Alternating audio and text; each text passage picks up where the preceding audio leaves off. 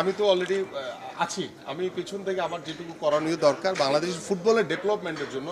বাংলাদেশের সবাই শুধু বলে কথা বলে যে হ্যাঁ আমরা ভালো করতে চাই বাট আমি আসলেই চাই অনেস্টলি যে শুরুটা হোক সেই শুরুটা হলে যাতে সেটার একটা সফলতা আমরা 10 বছর 15 বছর বা 20 বছর পরে এসে দেখতে পাবো ইনশাআল্লাহ। প্রথমত বিষয় হচ্ছে যে গত 17 বছর স্বৈরাচার আওয়ামী লীগ সরকার যেভাবে বাংলাদেশ ফুটবল ফেডারেশনে দলীয়করণ করেছে